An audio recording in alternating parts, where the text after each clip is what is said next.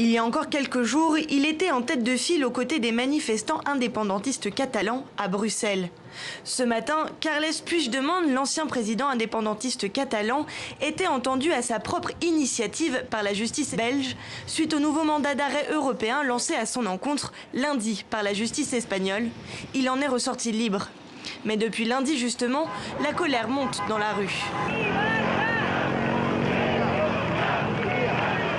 Liberté, c'est ce que réclament ces indépendantistes catalans depuis la condamnation par la justice espagnole de dirigeants indépendantistes à de très lourdes peines pour avoir participé à la tentative de sécession de 2017.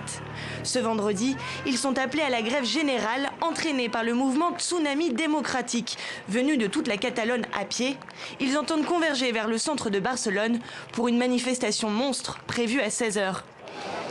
Si le gouvernement catalan condamne les violences de ces derniers jours, il n'en démord pas. Des solutions doivent être trouvées avec le gouvernement espagnol, quitte à mettre en place un nouveau référendum. La seule façon de résoudre ça, c'est à travers la démocratie. Ils ont fait en Écosse, ils ont fait au Québec, sans conflit social. C'est la façon dont on fait les choses dans le siècle XXIe et en Europe occidentale. La scène politique n'est pas la seule à être agitée. Suite aux troubles en Catalogne, Pedro Sánchez menace de mettre en place l'état d'urgence. Pour l'heure, le classico prévu ce vendredi entre Barça et le Real Madrid a été annulé.